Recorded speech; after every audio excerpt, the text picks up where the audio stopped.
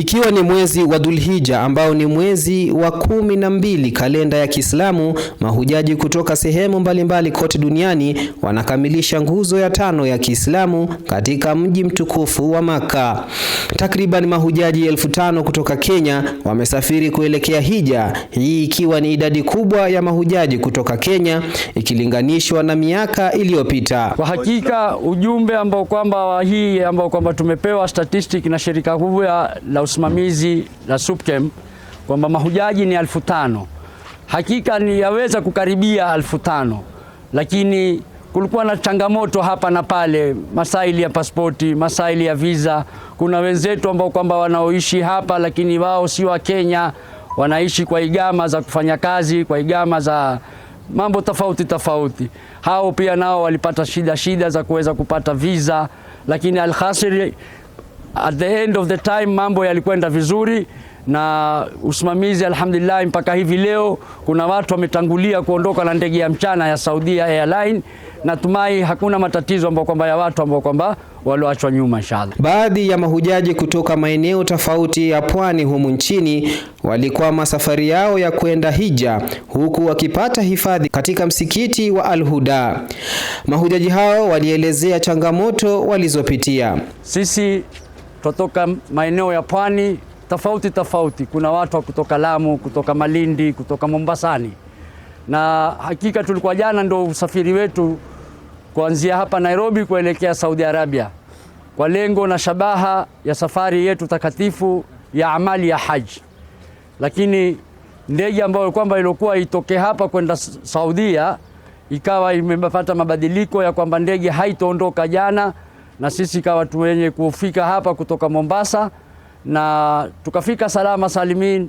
Na ndugu zetu hapa ambao kwamba wako hapa wa Markaz ALHUDA pamoja na msikiti wetu hapa tukiongozwa na Sheikh Mustafa walitupatia himaya ambao kwamba Mwenyezi Mungu ndo atakao kuwalipa, kwa sababu wengi wetu hapa ambao wako hapa ni wale ambao katika stiril hal, wale ambao wako na nasaba zao walioko hapa mjini Nairobi, kila mmoja alienda katika familia zake. Lakini hawa walioko hapa ni wale ambao kwamba ni watu ambao kwamba yani hali zao hazikuweza kuhimidi zile hali za kwenda kulala mahotelini na kuchukua usafiri. Kwa hivyo tukaomba nafasi hii kupitia kwa wanaosimamia, tukiongozwa na mmoja aliyoko Mombasa, naye ndugu yetu Said Muhammad Shimasi, akawasiliana na walioko hapa ndugu zetu kina Mustafa, na tukapata himaya. Na Mwenyezi Mungu ajalie kheri kwa yale ambao kwamba wametufanyia, na hatukuyatarajia kusema ukweli. Yalikuwa ni mambo ambao kwamba yamepita kiasi. Sidhani katika hawa ambao wasafiri wanaondoka leo kuna mmoja wa pili wake ataunga kwamba sisi tumekaa kwa shida jana hapa. Kwa hivyo tuwaombeeni nyote pamoja na TV yetu ya Huda, Mungu ajalie istikama ambao kwamba italeta manufaa mazuri na umma nao ufaidike kwa Huda yetu inshallah. Mahujaji hao pia walitoa shukrani kwa serikali kwa kuwafanyia wepesi safari yao, huku wakitoa wito kwa Waislamu hususan vijana wasisubiri uzeeni ndipo waende kuhiji. Hakika tusema kwamba kwanza tuishukuru serikali kwa sababu ilipokuwa imetoa muda wa kwamba hii pasipoti ya zamani muda wake ni wa Septemba, ilikuwa imeleta changamoto mno, lakini Mheshimiwa mtukufu Rais Kenyatta aliposema kwamba huu muda umeongezeka mpaka mwaka ujao March, basi zile pressure au zile hisia za watu kuona kwamba yani hawatopata usafiri zikaondoka. Kwa hivyo watu wanatembea na watasafiri na zile pasipoti ambazo kwamba walizonazo mpaka wakirudi wafanye mabadiliko yake. Changamoto hiyo ni muhimu sana kwa sababu Uislamu umesema alhaju liman istata, lakini sisi tuichukulia liman istata ni dirahim au fulus, that's money, lakini haitangamshi peke yake kwamba ni pesa peke yake. Hisia ya kiwiliwili nayo pia ni muhimu, kwa sababu wewe unaposafiri safari yenyewe ni kama namna hii tulivyoipata sisi. Twasafiri mara ndege imekuwa imechelewa au ndege itakuwa ni ya kesho. Sasa ikiwa hali yako kiwiliwili chako ni cha uzeeni, basi shekhe huwa ni pata misukosuko mikubwa. Kwa hivyo haitoshelezi tu kwamba yani uwe na pesa na afya. Kwa hivyo changamoto ni kwamba barobaro ambaye kwamba Mungu amshamfariji, amempatia njia ya pesa, basi asingoje kwamba sema mimi wakati wa kutubu ndo nitakwenda Maka. Ende sasa akiwa na hali yake ya kutembea iko sawasawa, kiwilili chake cha afya chaweza kuhimili. Washakallahu khair, shukran. Mahujaji kutoka humu nchini wakiwemo maimamu walizuru sehemu mbalimbali katika mji mtukufu wa Maka na kutupatia taswira kamili ya historia fupi ya maeneo hayo. Bismillahirrahmanirrahim. Assalamu alaikum warahmatullahi wabarakatuh. Alhamdulillah wa sallallahu wa sallam ala nabiyihi wa Mustafa. Ndugu wapenzi watazamaji, baada ya kumshukuru Mwenyezi Mungu Subhanahu wa Ta'ala, vile vile tunamshukuru kwa umetupa taufiki leo kuja kumzuru nana ama mama wa waumini Sayyida Khadija al-Kubra radhiallahu anha, mke wa kwanza bwana Mtume Muhammad sallallahu alayhi wa ala alihi wa sahbihi wa sallam, mke ambaye kwamba ni wa kwanza kuslimu na ndo wa kwanza aliyeteremshiwa salamu na bwana Mtume Muhammad sallallahu na Mwenyezi Mungu Subhanahu wa Ta'ala, na ndiye wa kwanza aliyeswali nyuma Mtume sallallahu alaihi wasallama, bali ndio mke wa kwanza aliyemzalia Mtume sallallahu alaihi wa ala alihi wasallama, na ndio wa kwanza aliyoletewa salamu na Mwenyezi Mungu Subhanahu wa Ta'ala. Kuna mingi ambayo kwamba watakana dada zetu wayasome kutoka kwa mama wa waumini Sayyida Khadija radhiallahu anha, ndio awe role model wao badili ya kutafuta kiigizo kwa waimbaji na wachezaji filamu na wengineo. Mtume sallallahu alaihi wasallama alikuwa akimpenda mahaba yasiyokuwa ya kawaida, bali akisema inni ruziqtu hubbaha, mimi nimeruzukiwa kumpenda Khadija radhiallahu anha. Bali ametaja al-Hafidh katika al-Isaba akisema Mtume sallallahu alaihi wasallam alikuwa akimtaja Sayyida Khadija hachoki kumtaja radhiallahu anha wa ardhaha. Nyumba yake ilikuwa ndio nyumba karibu na al-Kaaba, na vile vile alijulikana kama at-Tahira, alikuwa tahir msafi radhiallahu anha. Alikuwa hanywi pombe wala hajawahi kufanya zina. Mwenyezi Mungu Subhanahu wa Ta'ala alikuwa anamuandaa kwa ajili ya nyumba tukufu, nyumba ya bwana Mtume Muhammad sallallahu alaihi wasallam.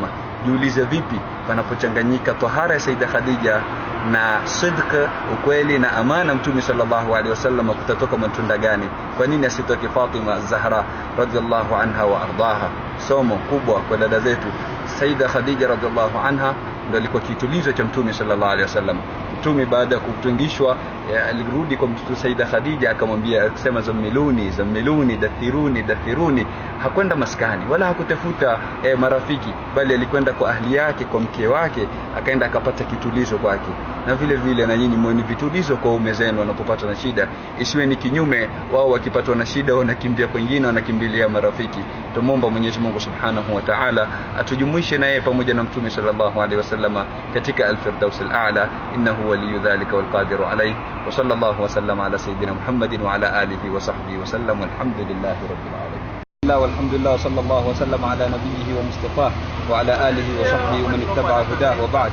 Ndugu wapenzi watazamaji, kama mnavyoona tuko katika ghar Thawr, ambapo kwamba ndio sehemu alipojificha bwana Mtume Muhammad sallallahu alayhi wa ala alihi wa sahbihi wa sallama kwa katika safari yake ya hijra akielekea Madina, ili asipate kuonekana na makureshi waliokuwa wakimtafuta.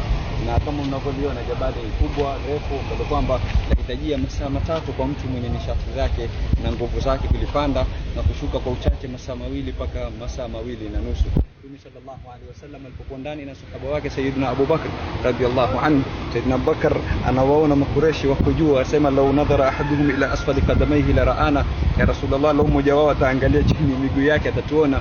Lakini Mtume sallallahu alaihi wasallam anamtuliza kifua chake, anamwambia la tahzan inna Allaha ma'ana, usihuzunike Abu Bakr, hakika Mwenyezi Mungu Subhanahu wa Ta'ala yupo pamoja na sisi, tuko katika maia Mwenyezi Mungu. Nini maana yake? Ni kwa yoyote ambaye kwamba yuko katika maia Mwenyezi Mungu, yuko pamoja na Mwenyezi Mungu, basi hawezi kuonekana kama vile Mwenyezi Mungu, la tudrikuhu al-absar, Mwenyezi Mungu hadirikiwi na macho, na vile vile ambaye kwamba yuko katika maia Mwenyezi Mungu hadirikiwi na macho. Mwenyezi Mungu Subhanahu wa Ta'ala kawahifadhi, na maarufu kwa Sayyidina Abu Bakar radhiallahu anhu, alizibaziba tundu zile, moja ikabaki akaiziba kwa mguu wake, akaja nyoka akamuuma. Basi Mtume sallallahu alaihi wasallama akiona athari ya machozi yake yakimiminika hakutingishika. Sayyidina Abubakar mahaba yake kwa Mtume, hataki kumshtua, amelala katika paja lake, lakini anaona machozi yanamiminikia, ndio akashtuka Rasulullah sallallahu alayhi wa ala alihi wa sahbihi wasallam. Kama wanavyosema baadhi ya maulama, nyoka kama yule kumuuma mguu Saidina Abubakar si kwa sababu ya kutaka kumuumiza, bali kwa sababu alikuwa ni kizuizi cha kuona nuru ya bwana Mtume Muhammad sallallahu alayhi wasallama. Vile vile katika masomo makubwa tunayopata hapa ni Sayyidatuna Asma binti Abi Bakr, ambaye alikuwa kileta chakula, kilipanda hili jabali na ni mjamzito.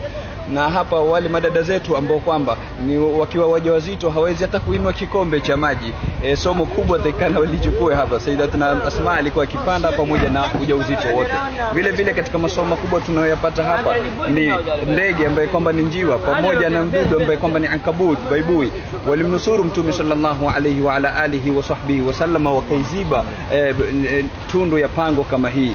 Vipi mimi na wewe ndugu zangu Waislamu tushamnusuru Rasulullah sallallahu alaihi wasallam, tunainusuru manhaji yake, tunainusuru sunna yake. Mwenyezi Mungu Subhanahu wa Ta'ala atupishe katika manhaji ya bwana Mtume Muhammad sallallahu alaihi wasallam, tuishi ndani yake na tujumuishe na yeye katika al-firdaus al-a'la. Wa sallallahu wa sallama ala sayyidina Muhammadin wa ala alihi wa sahbihi wasallam, walhamdulillahi rabbil alamin. Bismillah walhamdulillah wassalatu wassalamu ala rasulillah wa ala alihi wa ashabihi wa man walaha, amma ba'du. Kwa fadhila za Mola Subhanahu wa Ta'ala, tukiwa katika viwanja vitukufu mbele ya nyumba tukufu, nyumba ya Mola Subhanahu wa Ta'ala, Al-Kaaba al-Musharrafa, Baitullah al-Haram, nyumba ambayo Mola Subhanahu wa Ta'ala hakuumba nyumba iliyokuwa ni tukufu kwake yeye zaidi ya nyumba kama hii. Huku tukimwomba Mola wetu Subhanahu wa Ta'ala kama alivyotuwafikia kuweza kufika katika sehemu tukufu kama hizi, kwa madhari yetu vile vile tujalie tuwe ni waja ambao tumeweza kufika katika sehemu tukufu kama hizi kwa nyoyo zetu na kwa akili zetu na kwa adhani zetu zote inshallah. Message yetu ambayo kwamba tunapenda kuituma kwa ndugu zetu waliokuwa hawakuwafikiwa kufika katika sehemu tukufu kama hizi ni kwamba tunawaeleza kuwa wainue mikono yao ya kutoka ndani ya nyoyo zao kabla ya mikono ya viwiliwili vyao, wakimwambia Mola Subhanahu wa Ta'ala, ya Rabb, kama ulivyowafikisha waja wako uliowafikia kuweza kufika katika ardhi kama zile, vile vile tunakuomba na sisi zile baraka ambazo kwamba utawapa wao kwa kila atakayefika katika Baitullah al-Haram, kila atakayefika katika Jabal Arafa, kila atakayefika Muzdalifa, kila atakayefika katika Muna, basi ya Allah, na mimi nakuomba zile baraka zote ambazo kwamba utaziteremsha kwa waja kama wale, na mimi ya Allah ni mja wako miongoni mwa waja uliowaumba, basi nakuomba ya Allah na mimi unipe baraka zote zile. Wa rabbuka akramul akramin, Mola wako ni arhamur rahimin, yeye ndiye karim, yeye ndiye mtoaji, yeye ndiye jawad, atakupa neema kama zile.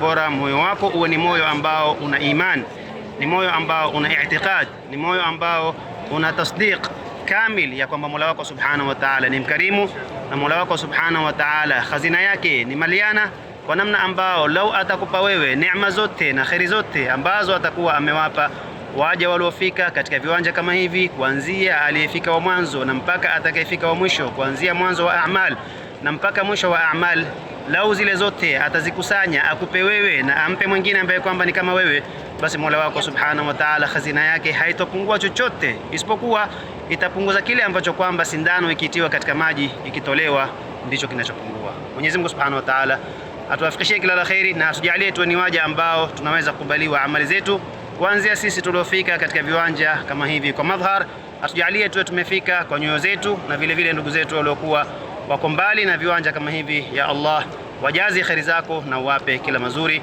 Wassalamu alaikum wa rahmatullahi wa barakatuh. Shirika la Medihill Group of Hospitals liliandaa matibabu ya bure eneo la South B katika msikiti wa ALHUDA. Wakazi wa eneo hilo walijitokeza kwa idadi kubwa ili kupata kujua hali yao ya afya. Nafurahia siku ya leo kwa matibu ya leo mzuri, kwa sababu tunajua ugonjwa yetu, tunajua shida zetu ziko kwa roho yetu. So tunashukuru kwa kutibiwa kwa leo. Tunaomba leo hii pia na siku nyingine mkuje, kwa sababu iko wengine wako na wajua shida zao, na leo wamejua shida zao. Tunashukuru sana. Yes, wamepima pressure, wamepima kila kitu, niko sawa. Shirika hilo lilitoa huduma za afya kama vile kupimwa ugonjwa wa kisukari, presha, meno na magonjwa mengineyo. The Mediheal is all about, we do actually all kind of treatments, and we do actually surgeries, complex surgeries like orthopedics, hip, knee, shoulder, and we also do like kidney transplant and the liver. Most of the, it is covered. We are all in one roof actually. People are traveling to India, so that now actually we just creating awareness in all the mosques in Nairobi. We did in South C, South B, and we are going to Jamia also, and within Nairobi, creating more awareness, what are the services available. Today is very important. We actually, South B and people are, they are traveling to India. Actually, I noticed, there's due to some lack of treatments in Nairobi. I came to know because I'm in this market. I just want to help create an awareness and what are the services available in Mediheal. Shirika hilo pia hutoa huduma hizi za bure katika sehemu mbalimbali hapa Nairobi na viunga vyake. Tukipata kama mtu wako na shida, tunampeleka hospitali for more check-up. Labu iko huko na other procedures. All the vitals which are here, we have some in the facility. So we send them to the facility, others we take them to the facility for more clarification and checkups. Bila amekuja hapa sasa, akienda huko madawa inakuanga ni free. Yeah, it's free. So long as ametuma kutoka hapa, akifika huko kila kitu inakuanga ni free. Daktari wa shirika hilo alikuwa na haya ya kusema kuhusu magonjwa tofauti yanayowakumba wakazi wa eneo hili. As a physician, I'm telling you, first thing is weight reduction, because almost all people so many people are overweight, which is creating so many problems like hypertension, diabetes, all those things. Even not only hypertension, I have seen so many high sugar values, but they are not diabetic. They were telling that, but they may be diabetic, but they have not checked before. That is the thing. So I advised them for weight reduction first, then exercises, mild exercises, and diet habits, to change their lifestyle and diet habits, particularly to reduce salt, sugar, all those things. The main culprit in all food items are white things, all white things, rice, sugar, salt. Those are all danger. Those are the things which are causing lifestyle diseases. Kumbuka kufuatilia vipindi vyetu katika mitandao ya kijamii kama vile Facebook, Twitter, Instagram, bila kusahau YouTube channel yetu. Hii ni Nuru ya ALHUDA. Jina langu ni Nasir Tendegu.